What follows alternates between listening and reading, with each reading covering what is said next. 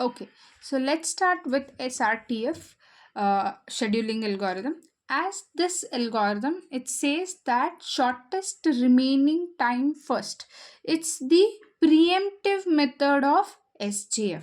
So SRTF, whenever they have asked you to solve SRTF, you should remember that it is preemptive method that we have to apply for the below with SJF. Okay, now SJF, when we have solved, it's for non-preemptive method.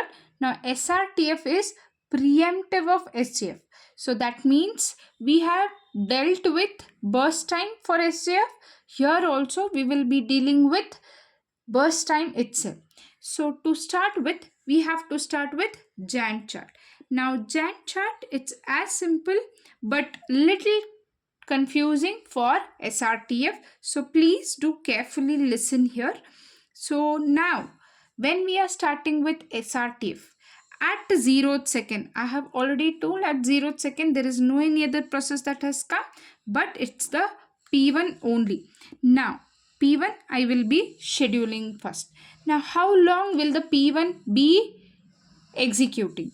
As I have told you, if it is non-preemptive, it will be executing completely. But this is preemptive method. Now preemptive method is it will go in seconds. Now at 1th second, it has to execute till 1 second, because at 1 second I have my P2 process coming. Now when I have process P2 coming, now you can check here from 0 to 1 I have executed P1. That means out of 9, 1 second of P1 I have executed. So it remains as 8 seconds. Correct? Now when I say it's P2 that has also arrived, what does the algorithm say? Shortest job should be assigned or scheduled first. Among P1 and P2, who is having the shortest burst time? It's the P2. Okay. Now, again, I will be scheduling it till the next second, that is 2.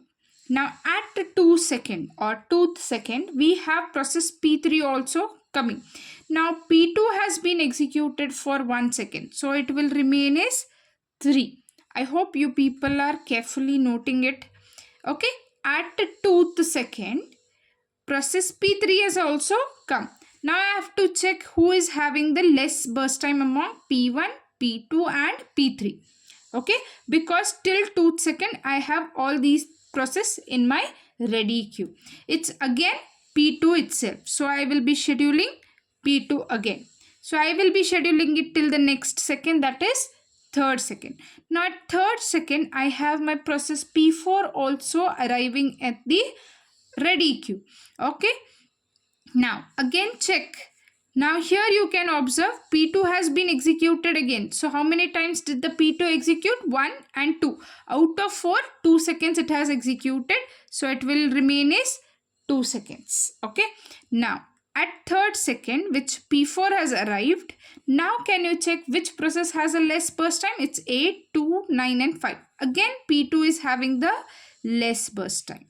Now you carefully observe here, the next second is 4th.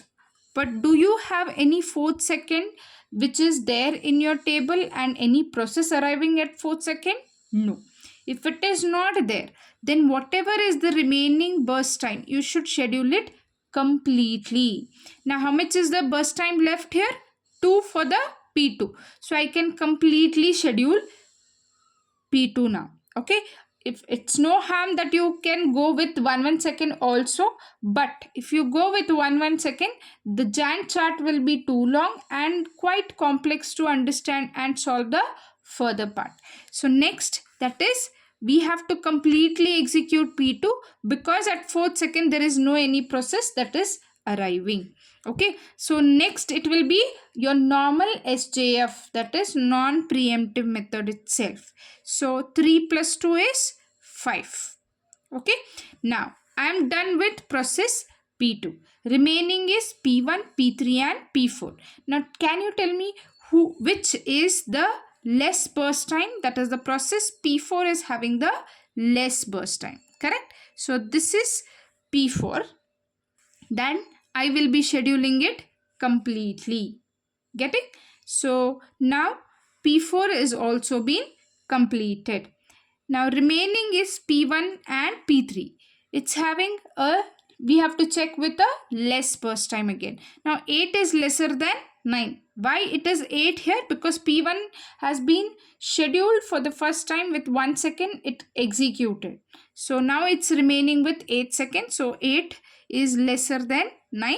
So P1 will be scheduled for 8 seconds. That is 10 plus 8 is 18. Now P1 is also completed with its execution. Remaining is your process P3. So I will be scheduling the process P3 itself. For how much seconds? It's only, that is what the burst time is already been given, that is 27 seconds. So this makes you the Gantt chart for your SRTF, that is Preemptive SJF. Okay, so here we have to further calculate your completion time. For completion time for P1, now make a note here, P1 has not completed at 1 second. It still had 8 seconds to execute. So you have to see the entire Gantt chart. Is there any P1 left out? Yes, still P1 is here. So the completion time for P1 is 18 seconds or 18 units. Okay. Now for P2, when did it complete? At 5th second. Now P3 completed at 27th second. P4 completed at 10th second. So this is how you have to calculate the remaining things. Now when I say turnaround time, it's nothing but completion time minus the arrival time. So it's a normal mathematics, that is subtraction. So you can calculate your turnaround time and then your waiting time. Now here, when I calculate for the response time, there will be a slight change in your response time now. Why? Because we are solving for your preemptive method. Make a note, your waiting time and the response time is same in your non-preemptive method, but it's quite different in your preemptive method. Okay, so the last part is to calculate average turnaround time and average waiting time. Okay, for the average turnaround time, it's 18 plus 4 plus 25 plus 7 divided by 4. I think it comes at around 54 by 4. You can further calculate this, and then the waiting time, that is 9 plus 0 plus 16 plus 2. It's 27 divided by 4. So I think this might come around something 13.5 unit, and this might come around 6.7 something. Okay, so you can cross check with the answers again by calculating it with the calculator again. So I hope your SRTF is more clear. Okay, if any its only thing is it's a preemptive method of SJF. Thank you so much. Please do share and subscribe.